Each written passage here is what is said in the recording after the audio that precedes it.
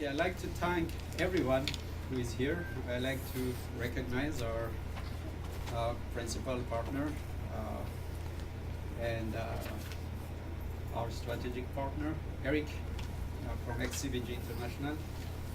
I'd like to thank his associates also. I'd like to thank Fitzy, Mike, and everybody who's been very supportive of our effort. And I'd like to recognize the Ethiopian Deputy Chief of Mission who sacrificed his time to be here with us. He is also our strategic partner. We are founded to nurture the growth of that business. You know, some momentous decades bring some regions to the prominence of world business and marketplace. And we know first there was China, and then there was India, and now we think it is Africa. This decade's great uncharted frontier for business. Africa has abundant natural resources, affordable labor, and growing middle-class consumer market.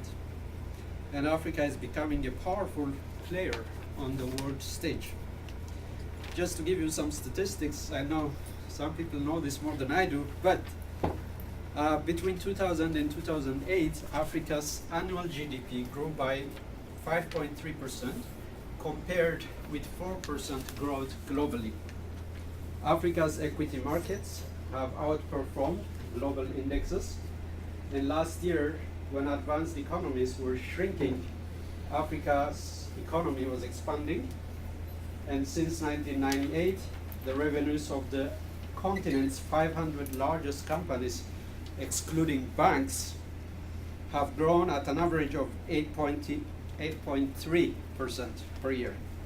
And Africa's inflation rate on average has declined from 22% in the 1990s to just about 8% on average since 2000. And foreign direct investment has been flowing into Africa from approximately $10 billion in 2000 to over $100 billion in 2010. But the question is, where is all this investment money coming from?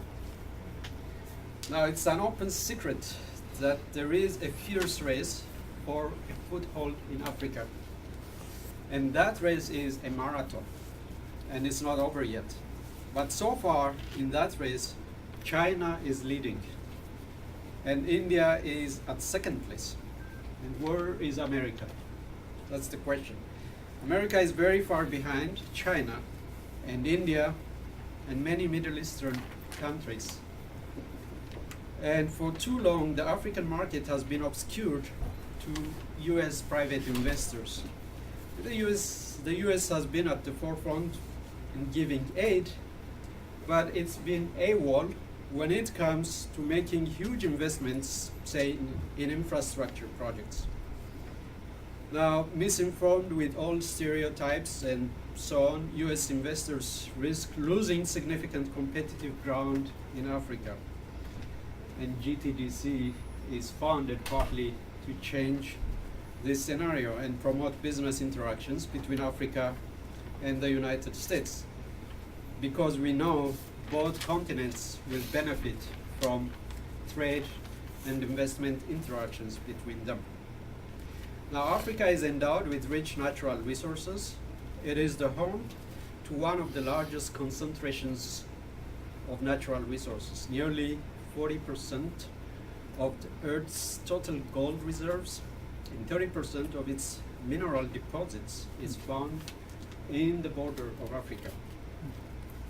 Now, there are many opportunities in Africa. In agribusiness, Africa offers one of the biggest opportunities. There is a huge demand for food, which will not diminish, and Africa has the capacity to provide that.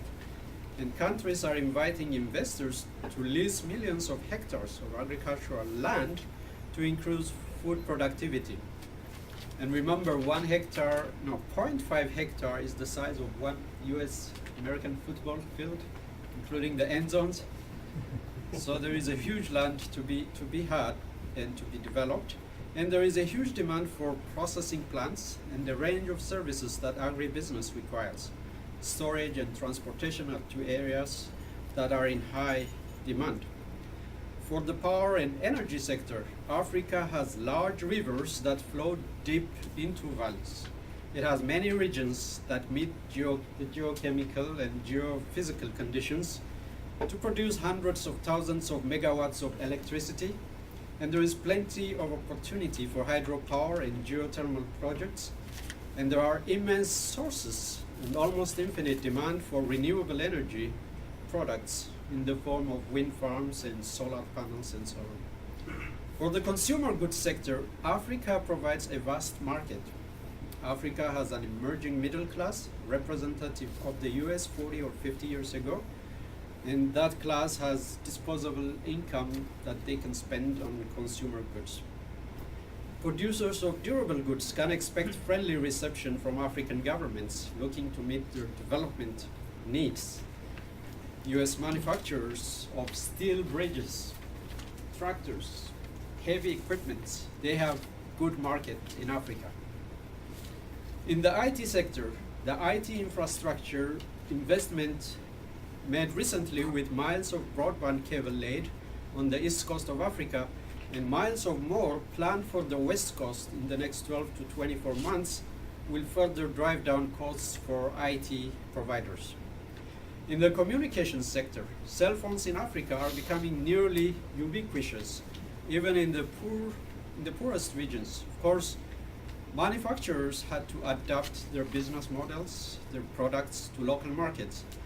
The usual model of selling long-term contracts to credit-worthy customers, that doesn't work in Africa.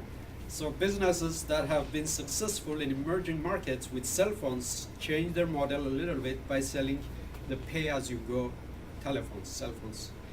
In the health sector, International Finance Corporation estimated the market for healthcare will grow by over $35 billion in the next 5 years, and health service provision is the largest private healthcare segment in Africa and holds significant potential for financial returns. So with all these opportunities, then why did we found GTDC? Well, we have founded GTDC to promote mutually beneficial partnership between US private investors and African businesses and governments. Today's Kickoff is the beginning of a long journey. In partnership with Cedar Street Capital, we plan to meet the huge demand of foreign direct investment, that is private investment, in the developing economies of sub-Saharan Africa. Our business model is kind of straightforward. GTDC is at us, we do due diligence to identify viable businesses that are eligible for private investment in our client countries in sub-Saharan Africa. And our partners, our principal partners, Cedar Street Capital, our strategic partners, the XCBGs, and those with whom we work, they will work to secure financing to those projects. And our partnership with Cedar Street covers medium to large investment projects that range between 10 million and to more than 200 million US dollars. Over the next 5 years, Africa's economic and social trends will prove favorable for US investors, and GTDC believes the US has quality goods and can certainly compete in exporting these goods. And the opportunity for US companies is unlimited. Of course, the US will be a latecomer to the party, and that may have a distinct advantage in Africa.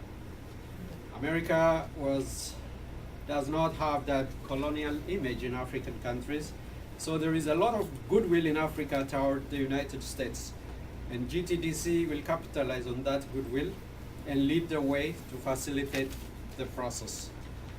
If there was ever an opportunity for the US to play a prominent role in the African market and in African economy, GTDC believes that this is the time. Thank you.